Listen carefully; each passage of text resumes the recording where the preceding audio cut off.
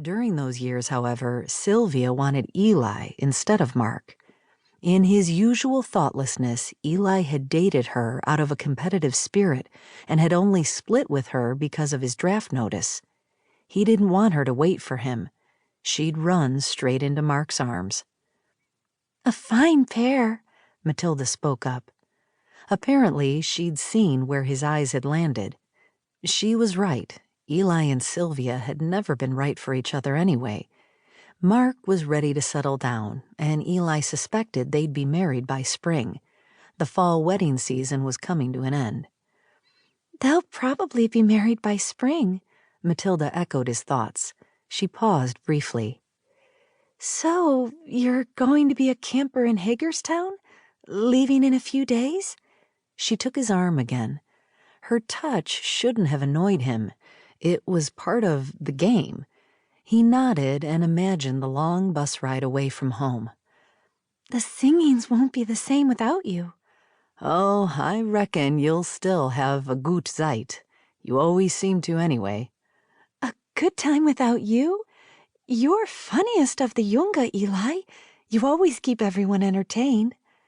He smiled at her compliment, but her calling him one of the young people, at his age, grated. Since receiving his draft notice and taking stock of his life, he realized he was nearly the only 25-year-old man still unmarried and without any real prospects.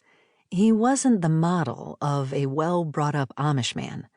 Most men 4 and 5 years younger weren't just married, but were already fathers. "I'd like to write you while you're away." "Yeah?" His head twitched with surprise. In the dim light, he could see that her cheeks had grown rosier from the cold air, and that she never ceased to smile. "Mem and Dad said that as a community we should support you boys who get drafted, especially after what happened with Henry Mast." She was right. No one wanted any other Amish boy leaving the CPS to enlist in the Army.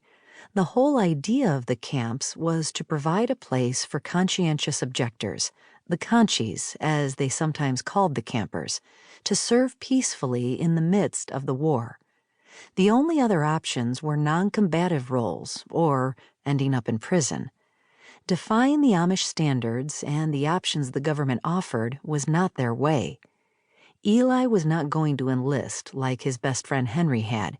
He would serve out his time and return to his farm work, but he would not return to this.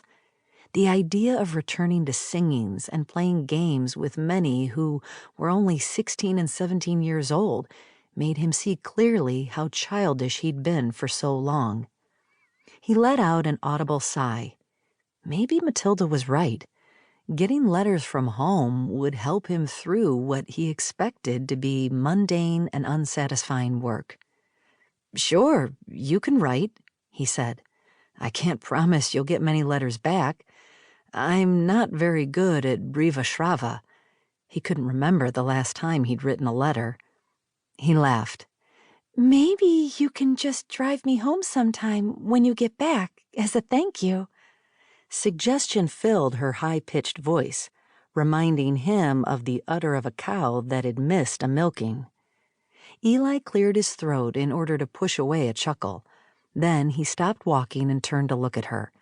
She bit her lower lip, and her intentions, amidst her nervousness, were clear. He had to diffuse this. He gripped the curl of his hat, forcing her hand to drop from his arm.